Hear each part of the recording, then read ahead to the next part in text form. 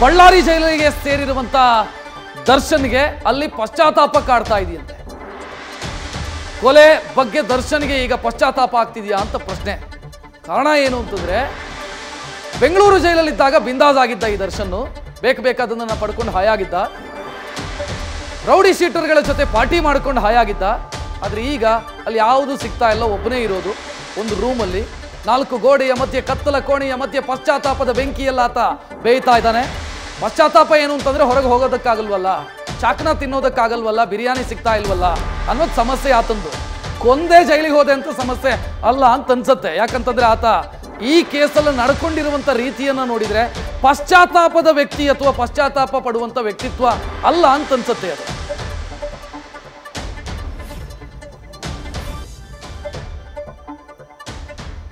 ಪಶ್ಚಾತ್ತಾಪ ಪಡ್ತಿದ್ದಾನೆ ದರ್ಶನ್ ಜೈಲಲ್ಲಿ, 4 ಗೋಡೆಯ ಮಧ್ಯೆ ಕೂತು ಅನ್ನೋ ಒಂದು ಡೀಟೇಲ್ ಸಿಗ್ತಾ ಇದೆ. ಅದಕ್ಕೆ ಕಾರಣ ಆಗಿರೋದು ಅಲ್ಲಿ ಏಕಾಂಗಿ. ಇಲ್ಲಿ ಇದ್ದಾಗ ಪರಪ್ಪನ ಅಗ್ರಹಾರ ಜೈಲಲ್ಲಿ ಇದ್ದಂಥ ಸಂದರ್ಭದಲ್ಲಿ ಆತನಿಗೆ ಬೇಕಾಗಿದ್ದು ಎಲ್ಲವೂ ಕೂಡ ಸಿಗ್ತಾ ಇತ್ತು.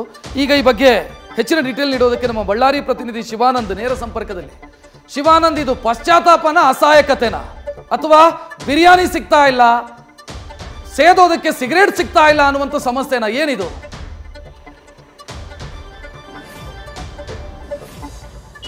ರಕ್ಷತ್, ಮುಖ್ಯವಾಗಿ ಇವತ್ತಿಗೆ 9ನೇ ದಿನ ಕಳೆದಿರುವಂಥದ್ದು. ನಟ ದರ್ಶನ್ ಅವ್ರನ್ನ ಬಳ್ಳಾರಿ ಜೈಲಿಗೆ ಶಿಫ್ಟ್ ಮಾಡಿರುವಂಥದ್ದು. ಹಾಗಾಗಿ ನಟ ದರ್ಶನ್ ಅವರಿಗೆ ಬಳ್ಳಾರಿ ಜೈಲು ಅಂದರೆ ಅದು ನರಕದ ರೀತಿ ಈಗ ಭಾಸ ಆಗ್ತಿರುವಂಥದ್ದು. ಕಾರಣ ಇಷ್ಟೇ, ಕಳೆದ 9 ದಿನಗಳಿಂದಲೂ ಕೂಡ ನಟ ದರ್ಶನ್ ಬಳ್ಳಾರಿಯ ಹೈ ಸೆಕ್ಯೂರಿಟಿ ಜೈಲ್ನಲ್ಲಿ, ಅಂದರೆ ಹೈ ಸೆಕ್ಯೂರಿಟಿ ಸೆಲ್ನಲ್ಲಿ ಈಗ ಏಕಾಂಗಿ ಆಗಿರುವಂಥದ್ದು.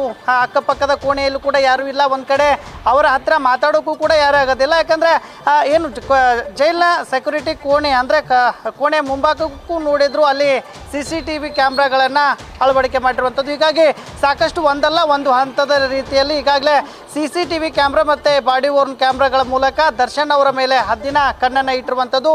ಪ್ರತಿ ಚಲನವಲನವನ್ನು ರೆಕಾರ್ಡ್ ಮಾಡೋಕ್ಕೆ ಈಗಾಗಲೇ ಅಧಿಕಾರಿಗಳು ಕೂಡ ಸಿದ್ಧತೆ ಮಾಡಿಕೊಂಡಿರುವಂಥದ್ದು. ಅಂದರೆ ಯಾವುದೇ ಸಂದರ್ಭದಲ್ಲೂ ಕೋರ್ಟ್ ಕೇಳಿದ್ರು ಅದನ್ನು ಆ CCTV ಫುಟೇಜ್ ಏನು ಸೇವ್ ಮಾಡಿರ್ತಾರಲ್ಲ ಅವುಗಳನ್ನು ಸಬ್ಮಿಟ್ ಮಾಡೋಕ್ಕೆ ಎಲ್ಲ ಸಿದ್ಧತೆಗಳನ್ನು ಕೂಡ ಮಾಡಿಕೊಂಡಿರುವಂಥದ್ದು. ಇದೇ ತರನಾಗಿ ನಿನ್ನೆ ಅವರ ಪತ್ನಿ ವಿಜಯಲಕ್ಷ್ಮಿ ಮತ್ತು ಅವರ ಸಹೋದರ ದಿನಕರ್ ಕೂಡ ಬಳ್ಳಾರಿ ಜೈಲಿಗೆ ಭೇಟಿಯನ್ನು ನೀಡಿದರು. ಆ ಒಂದು ಸಂದರ್ಭದಲ್ಲಿ ಬಳ್ಳಾರಿಯ ಜೈಲಿನ ವ್ಯವಸ್ಥೆ ಬಗ್ಗೆ ಅವರ ಸಂಬಂಧಿಕರ ಮುಂದೆ ಸಾಕಷ್ಟು ಅಳಲನ್ನು ತೋಡಿಕೊಳ್ಳುವಂಥ ಒಂದು ಕೆಲಸವನ್ನು ದರ್ಶನ್ ಮಾಡಿರುವಂಥದ್ದು. ಈತ ಸಾಕಷ್ಟು ಅವರ ಮುಖದ ಹಾವಭಾವದಲ್ಲೂ ಕೂಡ ಸಾಕಷ್ಟು ಒಂದು ಬದಲಾವಣೆ ಆಗಿರುವಂಥದ್ದು. ಅಂದರೆ ಬಳ್ಳಾರಿ ಜೈಲಿಗೆ ಎಂಟ್ರಿ ಆಗ್ತಿರುವಂಥ ವೇಳೆಯಲ್ಲಿ ಹೈಫೈ ಆಗಿ ಬಂದಂಥ ದರ್ಶನ್ ಅವರಿಗೆ ಆ ಒಂದು ಕಳೆ ಈಗ ಕಾಣ್ತಾ ಇಲ್ಲ. ಯಾಕಂದರೆ ಸಂಪೂರ್ಣವಾಗಿ ಅವರ ಮುಖ ಬಾಡಿ ಹೋಗಿರುವಂಥದ್ದು, ಜೊತೆಗೆ ಅವರ ತೂಕದಲ್ಲೂ ಕೂಡ ವ್ಯತ್ಯಾಸ ಆಗ್ತಾ ಇದೆ ಅನ್ನುವಂಥ ಒಂದು ಮಾಹಿತಿ ಈಗ ಸಿಗ್ತಾ ಇರುವಂಥದ್ದು. ಅದೇ ತೆರನಾಗಿ ಈಗ ನಾನು ಮಾಡಿದಂಥ ಒಂದು ಕೊಲೆ ಇಷ್ಟೊಂದು ಬರ್ಬರ ಆಗಿತ್ತಾ ಅನ್ನುವಂಥ ಒಂದು ನಿಟ್ಟಿನಲ್ಲಿ ಈಗಾಗಲೇ ಬಳ್ಳಾರಿ ಜೈಲಿನಲ್ಲಿ ಒಂದು ಕಡೆ ಪಶ್ಚಾತ್ತಾಪವನ್ನು ಪಡ್ತಿರುವಂಥದ್ದು. ಕಳೆದ 3 ದಿನಗಳ ಹಿಂದಷ್ಟೇ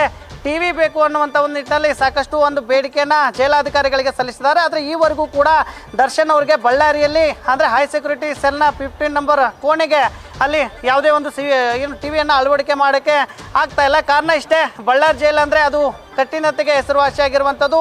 ಎಷ್ಟೇ ನಟೋರಿಯಸ್ ಕೈದಿಗಳು ಬಂದರೂ ಕೂಡ ಇಲ್ಲಿ ಮನ ಪರಿವರ್ತನೆಯಾಗಿ ಹೋಗ್ತಾರೆ. ಹಾಗಾಗಿ ಸಾಮಾನ್ಯ ಕೈದಿ ಅಂತಲೇ ಈಗ ಬಳ್ಳಾರಿಯಲ್ಲಿ ದರ್ಶನ್ ಅವ್ರನ್ನು ಕೂಡ ಇಡಲಾಗಿರುವಂಥದ್ದು. ರಕ್ಷಾತ್, ಥ್ಯಾಂಕ್ ಯು ಶಿವಾನಂದ್ ಮಾಹಿತಿಗೆ.